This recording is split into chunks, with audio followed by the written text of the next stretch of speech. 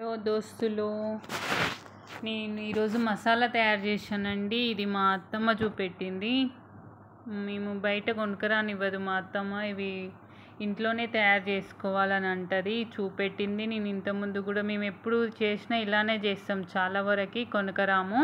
ఇది కొబ్బరి పొడి ఏంటిదంటే, మనం ఏదైనా కర్రీస్ చేస్తాం కదా, కొంచెం సాల్ట్ ఎక్కువైనా మిర్చి పౌడర్ ఎక్కువైనా అప్పుడు మనం ఏం చేస్తాం, చింతపండు టమాటో వేస్తాం కదా. చాలా వరకు మా అత్తమ్మ ఏం చేస్తుందంటే, ఈ ఇంట్లో కొట్టిన కొబ్బరికాయలు కానీ లేకపోతే కుడకలు కానీ షాప్ నుంచి తీసుకొచ్చి అవి కట్ చేపించి ఎండకు పెట్టాలి.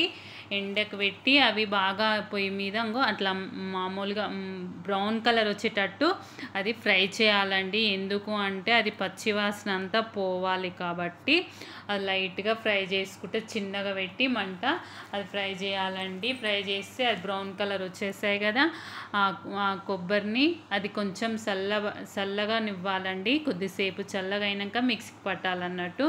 ఇప్పుడు మసాలాలకు వచ్చేస్తే మళ్ళీ బాండి పెట్టి మసాలాలు అండి, ధనియాలు, ఈ సజీరా, యాలచులు, దాల్చిన చెక్క, ఇవి ఎవ్రీవన్. ధనియాలకు వస్తే అది కొంచెం ఒక పావు కేజీ తీసుకొస్తే ఇవి ఒక 20 రూపీస్ 30 రూపీస్ కంటే ఎక్కువ అవసరం లేదండి. ఇప్పుడు అదే వేడి పెంక మీద అంటే బాండిలో కానీ పెంక మీద కానీ ఏ దాంట్లో అయినా ఇవి ధనియాలు వేడి చేసుకోవాలి. అంటే ఇది కొంచెం పచ్చిగా స్మెల్ పోయేటట్టు, కలర్ వచ్చేటట్టు అప్పుడప్పుడు కలుపుతూ చిన్నగా పెట్టాలండి, ఫుల్ పెట్టొద్దు. అవి తొందరగా మాడిపోయిందనుకో మసాలా అనేది టేస్టీగా ఉండదండి. చాలా వరకు అది బ్లాక్ అయిపోతుంది. అందుకనే అది కొంచెం కలుపుతూ మంట చిన్నగా పెట్టి అది కలుపుకుంటా చిన్నగా కలపాలండి. అది బ్రౌన్ కలర్ వచ్చేటట్టు వేడి చేయాలండి. బ్రౌన్ కలర్ వచ్చింది కదండి, ఇప్పుడు దాంట్లో ఉన్న సజీరా, దాల్చిన చెక్క, లవంగాలు, మిరియాలు, ఇందులో యాలచులు అవన్నీ వేయాలండి. సజీర కూడా ఇవన్నీ కలపాలి.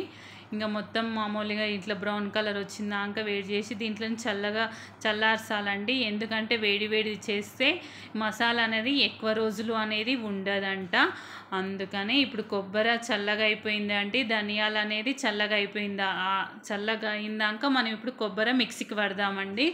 కొబ్బరి చల్లగా అయింది కదా, మంచిగా కుడకలు అవి ఇప్పుడు మిక్సీకి పట్టాలండి. ఆ మిక్సీకి పట్టేటప్పుడు దాంట్లో అందరూ చాలా వరకు సోంపు వేసుకుంటారండి. కాకపోతే అది ఎక్కువ రోజులు ఉండలేదు, నేను వేసి చూసిన.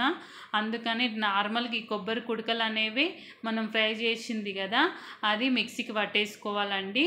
మిక్సీకి పట్టుకొని ఎమ్మటే ప్యాకింగ్ చేసి మనం ఫ్రిడ్జ్లో పెట్టుకోవద్దండి. అది కొంచెం చల్లనివ్వాలి. చల్లారిస్తే చాలా రోజులు ఉంటుందండి. వేడిగా మనం తీసి మనం అలానే బాక్స్లో పెట్టి ఫ్రిడ్జ్లో పెడితే దాని టేస్ట్ అనేది తగ్గిపోతుందండి. అందుకని ఇలా చేసుకోండి. అది కొంచెం చల్లారనివ్వాలి, అంత మెత్తగా ఉండాలి. లేకపోతే అది బర్సు ఉందనుకో, మనం కూరలు వేసినాం అనుకో మెత్తగా కాకపోతే ఏమవుతుందంటే అది కూరలో పైనంగా పేరుకపోతుందండి. ఇట్లా మెత్తగా అయితే పర్వాలేదు, మెత్తగా కాకపోతే కూరలో మొత్తం పైనంగా కనిపిస్తుంటుందండి.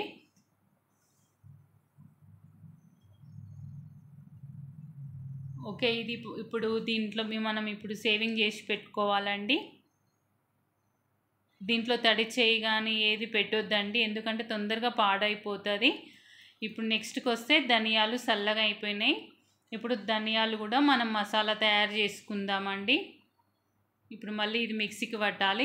చాలామంది మిక్సీకి పట్టేటప్పుడు ఏం చేస్తారంటే ఇది మళ్ళీ జల్లి పట్టి అట్లా చేస్తారండి. కాదు, నాది కొత్త మిక్సీ కాబట్టిగా ఒక్కసారికే మెత్తగా అయిపోయిందండి.